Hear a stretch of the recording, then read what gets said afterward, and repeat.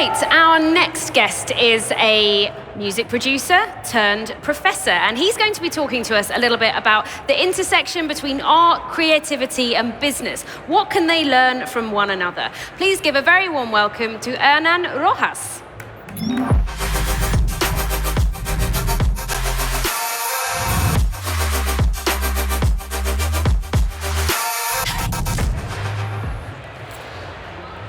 Great to have you with us, Hernan. Now, I gave a brief introduction saying, you're going to tell us about how music and business collide. But, I mean, first of all, what are you doing as a former music producer, radio host? How have you ended up in the business conference world? What am I doing here? First of all, Nina Fu, who's here, invited me, and we're doing this project that has to do with music from Finland in Latin America. And also the power of art in transforming business. I've been my life, in the music industry, but I'm always trying to combine the two worlds, the art world and the scientific world, technology and change, So that's always been in my mind, and that's why I'm here. Plus the fact that Finland has always been, ahead in technology. And I believe that if we can give or add value to its industry, to its society, education, art can once again make a difference and take Finland once again all the way up, like happened with Nokia. All right, let's talk about the specifics then. How can art and music be helpful in the corporate world? Well, we have to go to the beginning of our species when 200,000, 300,000 years ago, when the most important aspect of what makes us human, first of all, the sound expression, the body expression, together with this thing called creativity, made the difference on who would survive and who would not survive. If your clan, your cave was not able to sustain communication and be creative, you wouldn't survive, right? And once again, that musical component, that it wasn't songs, it wasn't pop music, maybe it was metal, guttural metal, was needed to say something as basic as we need to run away from here. If we don't get out of here, and you couldn't say it in words, right? So how would you say it? We would say something like, right? You would do something like that. So this whole evolution of the way we communicated through this musical and theatrical, aspect of our species, at one point became the only way to survive. And on the other hand, it became music, maybe 80,000 years ago. And, we don't think about that. But in our methodology, connecting to those days is essential to bringing success for a company, beyond everything else that I do. And that's why, why I'm here, and that's why music and art is so important. So you're bringing music and art into corporations, encouraging people to be more creative, or is it more at a strategic level? It works in many dimensions. It works on a strategic level, and I'll mention one amazing piece of work we did with an electrical company in Chile.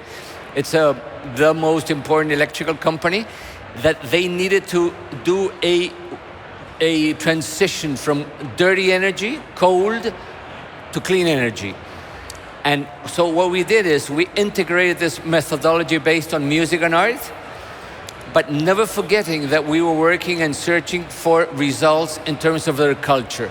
They had to mobilize their whole company to be able to really work behind the idea that going to clean energy was essential for their survival. Once again, that word, survival, creativity. So, and that's what we did. And I did it, with banking companies, insurance companies, government companies, municipalities. And what actually are they doing? What actually happens, right?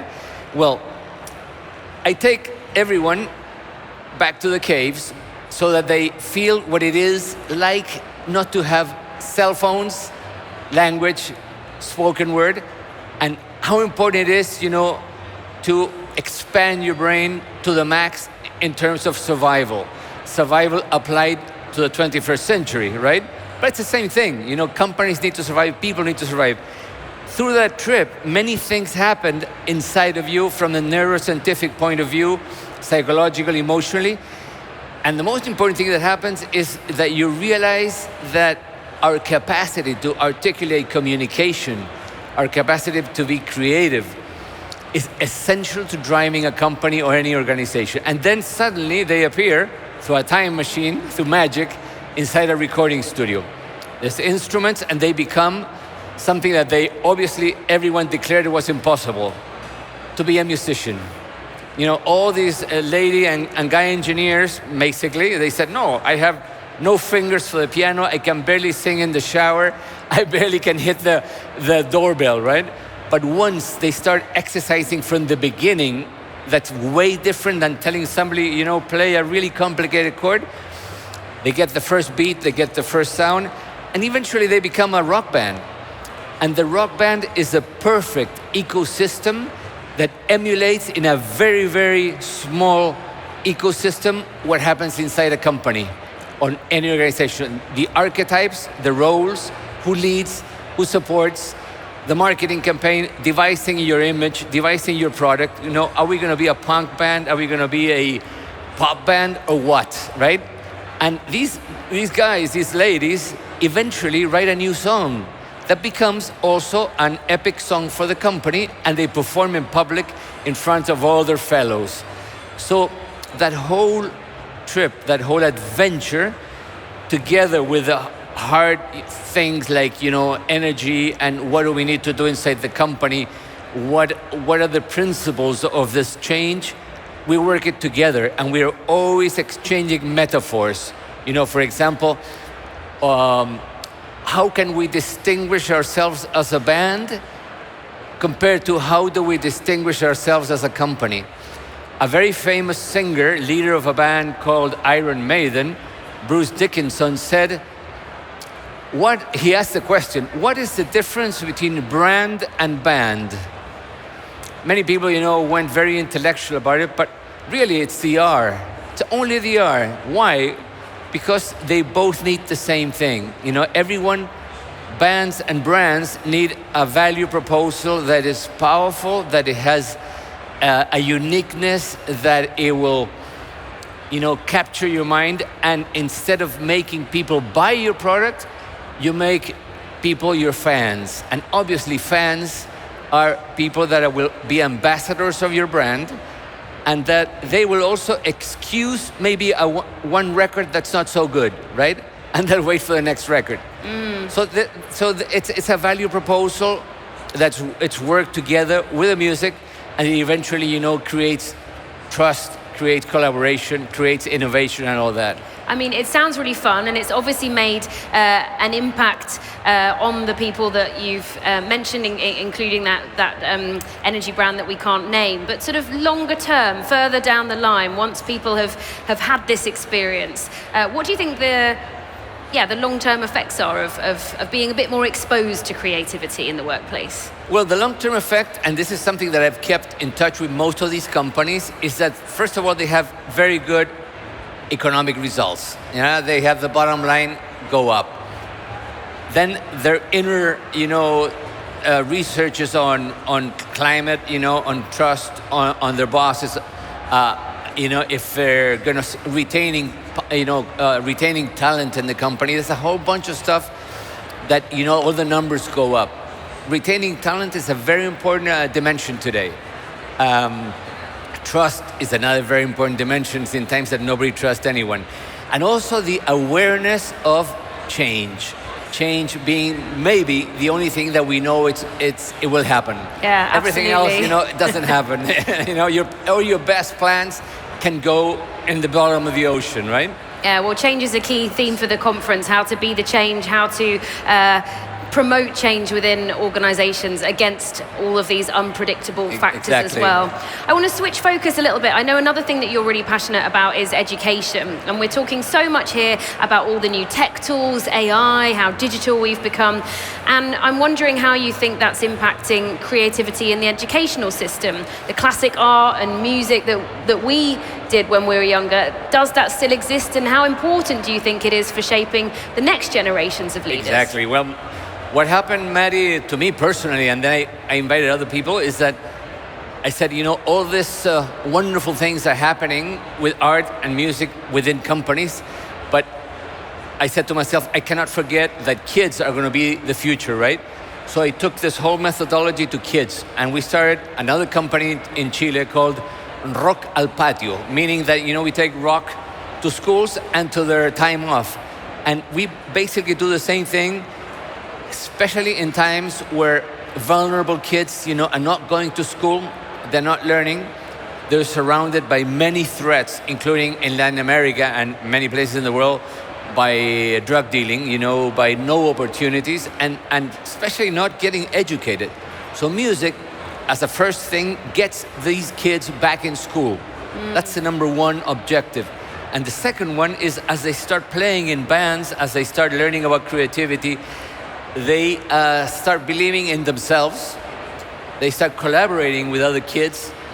Bullying goes way down, and we have research in Chile in schools that, especially, we have the same thing here. We have many immigrants in Chile, and there's a special school that there was 30% of kids that were, immigrant kids, and bullying went way down with music. Wow. So there's many, things to gain. There's a lot of value to be gained when you introduce music, not only as a practice and not only as a class by itself, but also as a learning tool that's underneath everything. If you don't understand math and you get introduced to music, and that happened to me, you can learn math and you don't hate it anymore. You love math, right? It becomes poetry. So, yes. What do you think about some of the trends in tech and music at the moment now? We're seeing AI creating virtual artists or using the voices of well-known artists to produce tracks. It's a different kind of creativity, but do you see it as a threat to the more traditional music that we all know and love? Yeah, well, I'm the kind of person that always thinks of what happened when the first printing press came to the world, internet, electricity, and how voices said, no, the world is going to end, right? I don't think the world is going to end with artificial intelligence. I believe there are threats, there are ethical issues. And once again, human sciences are very important in this moment. People that can be inside these companies and develop, the boundaries of artificial intelligence. But on the other hand, in the music business, where I'm involved, for example, I was reading yesterday, through artificial intelligence, fans can start doing, they're already doing it, but in a much higher way, versions of their favorite stars, right? But with a good sound. So they say, but that's not going to benefit artists. Of course it's going to benefit artists, because your song is going to be sung by millions of fans. It's going to be in TikTok, and Spotify, everywhere. And it's going to produce gain. It's going to produce value. And obviously, production tools, marketing tools, songwriting tools that, if used correctly, they should do a lot of good. So you think it could shake up the industry? Perhaps revenue might shift from one place to another, but there'll still be money to be made. Yes, and I think it's going to be a big, once again, I was part of the industry when Napster came, and when everyone said, and the industry didn't react fast enough. So they lost the opportunity to be at the beginning, and they joined much later on. I think same thing is happening with artificial intelligence, but I believe this time the music industry has learned. So, and plus there's a whole bunch of independent companies now, from all over the world, creating products, creating, different aspects of it. Yeah, for sure, creating jobs and disruption. Going back to a more traditional, non-digital mode, books, which of course are available as ebooks and audiobooks. I know that you're a massive fan of fiction, and I had a really interesting chat with one executive who told me they've actually stopped reading non-fiction for a while because they think they're learning so much from fiction. What do you think business leaders can learn from fiction? Well, I believe fiction has been with us from the beginning, and storytelling has been with us from the beginning. People were not writing, obviously, 200,000 years ago. But storytelling, as we know, as we are humans, little by little, starts changing, right? I mean, you can tell the story of how maybe somebody was born in your clan, but then the second time the story is told, we'll have something new, right? It's like that game we played when we were kids, that you would whisper something, and it would change. So storytelling that became writing eventually and fiction. First of all, it trains your brain. It expands your capacity to tell stories, and I believe that business people, organizations these days need to have a very clear, epic storytelling, on their brand, on their product. Like, Simon Sinek says, the why. The why, yeah. The why has to be powerful. That's what Steve Jobs did. So reading other stories can perhaps help us tell our own stories better. Exactly. Unfortunately, we're running out of time, but it's Okay. been a pleasure to have you with us. Let's give it up for Hernan Rojas. Thank you, Maddie. Thank you.